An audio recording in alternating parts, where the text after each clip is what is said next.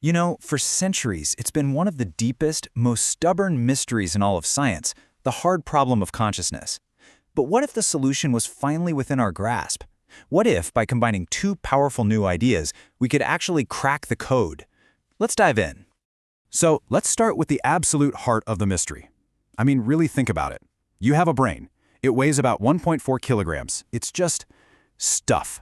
Wet, biological tissue, a tangle of neurons firing off electrical signals. But how does that physical stuff create the non-physical feeling of being you? How can a bunch of cells experience the warmth of happiness, or even just the simple color red? Well, this is what scientists and philosophers call the hard problem of consciousness. There's this massive gap, right, an explanatory chasm between the objective, third-person world of a brain scan showing neurons firing and the private, subjective, first-person experience of what it's like to be conscious. A scientist can see your brain light up when you see the color red, but they can never, ever see the redness that you see. And that right there is the mystery we're trying to solve. So how in the world do you even begin to bridge a gap that big? Well, our investigation starts with our first major clue, and it comes from a place you might not expect at all, the world of physics. It's called the Relativistic Theory of Consciousness. Okay, so the core idea here is pretty radical. It suggests that consciousness isn't a thing we need to find, but a phenomenon that completely depends on your frame of reference.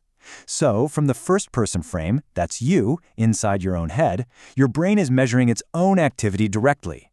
And that unique internal measurement is this subjective experience. It is the feeling. But for a scientist looking at your brain from the outside, they're in a third-person frame, using external tools.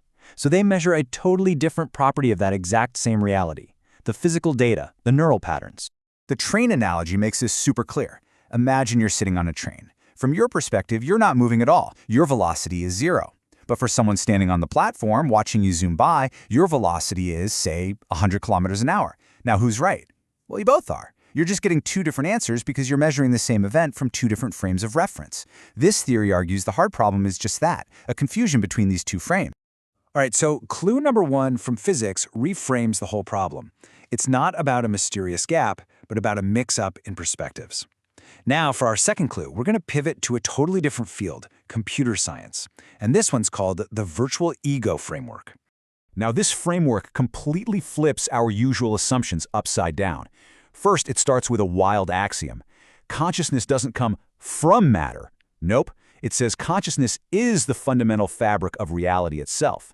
Second, you can think of this conscious fabric as a kind of cosmic supercomputer, a universal operating system that's constantly computing every single possibility. And third, your personal self, your ego, the thing you call I, that's basically a virtual machine, a software program running on the biological hardware of your brain. So, what does it mean to perceive the world in this model? It's not a passive thing at all. It's an incredibly active process where your personal virtual machine is constantly reaching into that supercomputer of all possibilities, selecting one probable reality, and then rendering it, just like a graphics card renders a video game, into the coherent, high-definition story you experience as your life. Okay, so now we have our two clues. We have a relativistic theory from physics and a wild computational model of reality. They seem like they're from completely different worlds, right? But this is the moment where they click together in a really powerful way to finally offer a solution. And this quote just hits the nail on the head. A scientist trying to find consciousness by looking at neurons is like someone trying to find the world of a video game by analyzing the computer's motherboard. You're never going to find the game in the circuits. The circuits just run the code that creates the game. The hard problem, then, comes from trying to compare the hardware to the software experience. Let's actually map this out to make it super clear. The relativistic theory's first-person frame, that internal measurement, the actual feeling, well, that's just the experience of the virtual machine running its program. It's you experiencing the video game. And the third-person frame, the scientist's view of your neural patterns, that's just an analysis of the biological hardware, the circuits that are running that game. The two theories are describing the exact same reality, they're just using different languages to do it. Now, this synthesis is a really elegant solution to a huge philosophical puzzle. But here's the thing, it's so much more than just a thought experiment. It actually creates a powerful new framework for understanding our own minds. And it even gives us a new language for talking about things like mental health. For example, this framework models psychological trauma as something called a Zenotrap. Imagine the ego, that virtual machine, getting stuck in a recursive software loop. It just keeps re-rendering a painful story from the past, over and over and over again. This is what makes trauma feel so present, so immediate, as if it's always happening right now. In essence, the software has a bug. And if trauma is a software bug, well, that suggests there's a path to healing. The framework calls it ego transcendence. This is the process of learning how to suspend that rigid automatic rendering process. It's about hitting the pause button, creating a space that allows the fundamental narrative, the core code of your program, to finally be reauthored. So the crucial takeaway here is this. Putting these ideas together does way more than just dissolve the hard problem. It gives us a brand new functional architecture for psychology itself.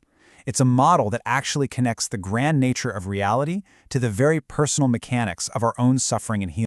And all of this leaves us with an incredibly profound and deeply personal question. If your subjective sense of self, the voice in your head, your personality, your ego, is a kind of software, a program being rendered moment by moment on the hardware of your brain, can you learn to rewrite the code?